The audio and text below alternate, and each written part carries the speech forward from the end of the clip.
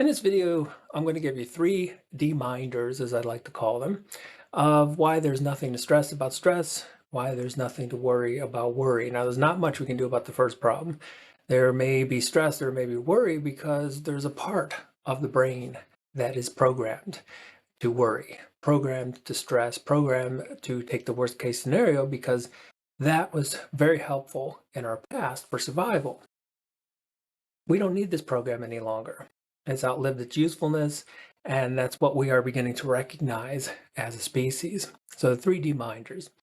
The first is that this ego, the self that so many of us identify with, is absolutely not part of the picture in terms of causality.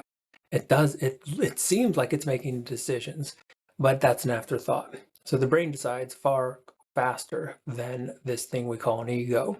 And that's been demonstrated in the lab many times now. So why stress about it? I mean, why stress about the flight if you're not even the pilot? A second reminder is the story that most of us buy into as far as what we call this reality. And it's the best story we have. It's a scientific version, and it goes something like this. Billions of years ago, out of nothingness came somethingness, and for reasons we have no idea why.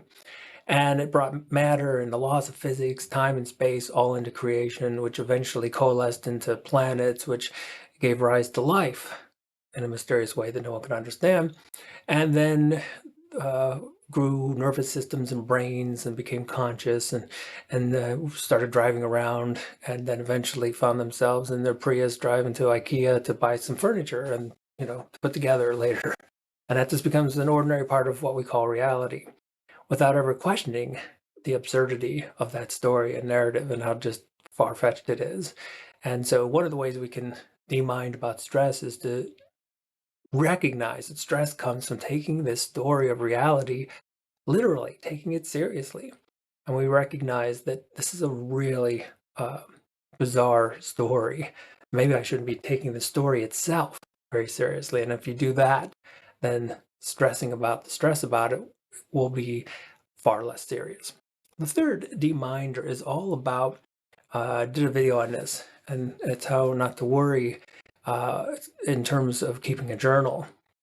And what you do is every time you have a stressful thought or you worry about this or that happening, you journal it, and then you give a rating of how likely you think this is going to come true, how confident you are. And what you'll find is that about at least 50% of these are just totally off track, far more than 50% for most of us.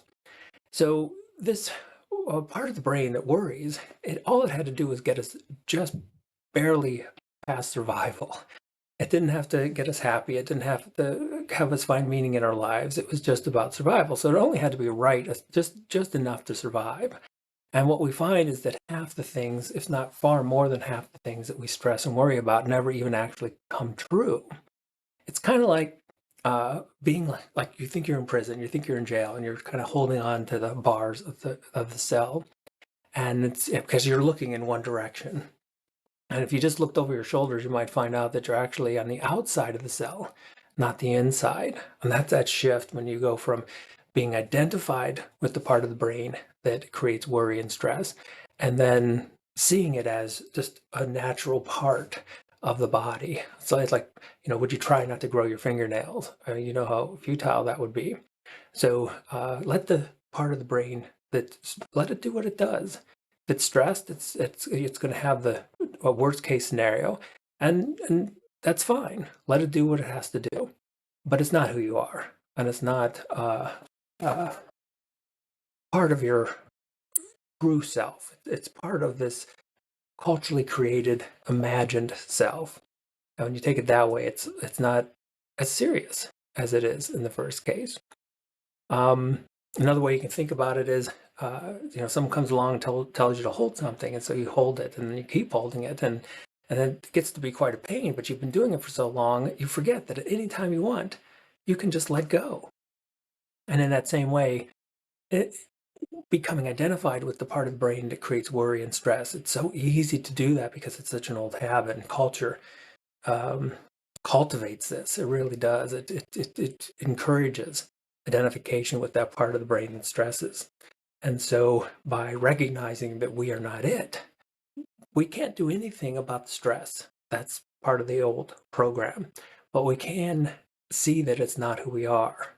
And then we take stress a little less seriously and we realize that there's nothing to stress about the stress.